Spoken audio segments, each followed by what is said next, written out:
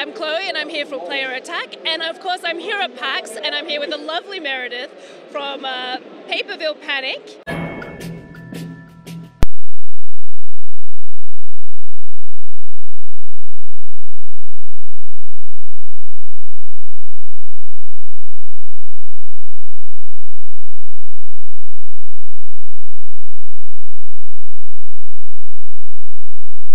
How are you going, Meredith? Good, really good. It's been a crazy couple of days, obviously, as you can tell from the madness around us.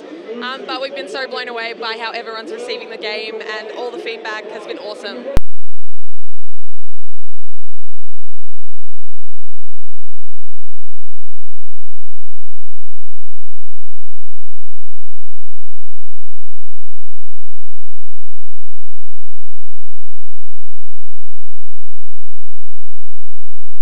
Do you want to tell us a little bit about what the game's about? Yeah, so Paperville Panic is a game where you play as a rookie firefighter in a town that is made completely out of paper, and on your first day you encounter your first fire, which the town has never experienced before, so it goes about as well as you would imagine.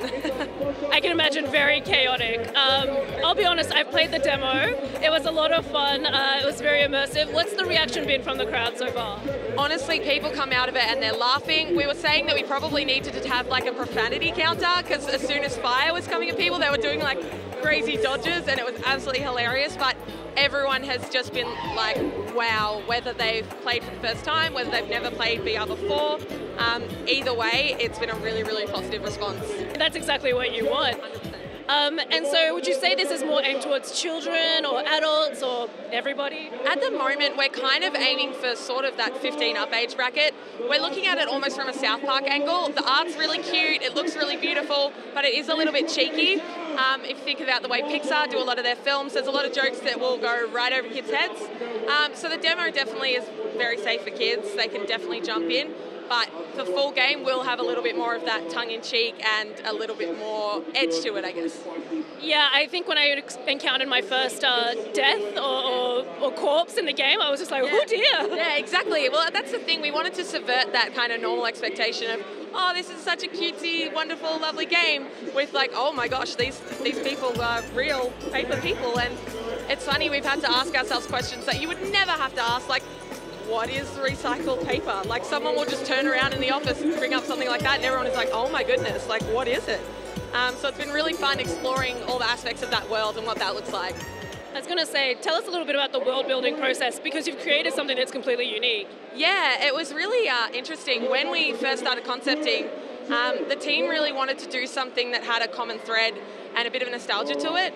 And so they were thinking about what did we want to be when we grew up. And you know, you've got policemen, and you've got all these games about being a cop, and you know, you've got emergency room kind of focused games about being a doctor. And we got to firefighter and we were like, there actually really hasn't been anything for a while.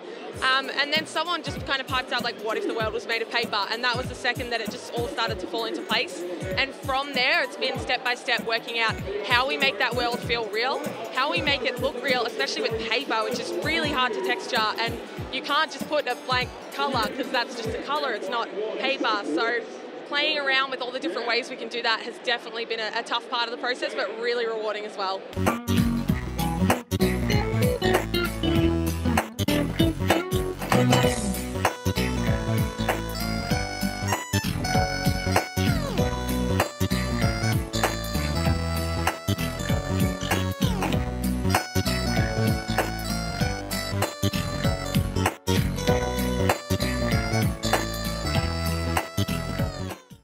It has created that rich environment, which is just so exciting. So I have to ask, when is the game going to drop? Yes, so the free demo that we're showing at PAX over the weekend will be on Steam on Monday, so anyone with HTC Vive can download it, try it if they couldn't make it here. The actual game itself is going into early access in December, and from there more and more content will be added until it's at a point where we go, yes, this is the game. So we really wanted the content that we rolled out to feel very polished and to have a lot of soul to it and a lot of narrative.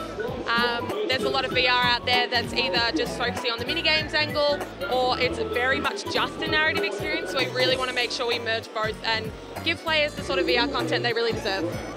Exactly. I mean, that's kind of what we're missing at the moment in the VR. So how many modules do you think the gameplay is it going to be? So at this point, we're not 100% decided. We are working in sort of a mission element. So ideally, we'd love to do sort of 5 or 6 standalone missions. Nothing set in stone, and every day we find that we're shifting that a little bit, whether it's cutting it back or adding more. But we want to make sure the replayability is there. We want to make sure there's scores. We want to find ways that the player can either throw someone in for the first time to try the demo, or they can jump in and they can continue to come back to the world and experience it in a myriad of different ways. Excellent. Look, I'm already hooked, but I might be a little bit biased. So that's fine. Awesome. Well, thank you so much for hanging out with us, Meredith, and we'll see you soon when the game drops. Yes, I would love that. I really want people to see it and try it and enjoy it, because we do it because we love it. So it's awesome to see the community responding well. Okay, so the fire is real. The fire is real!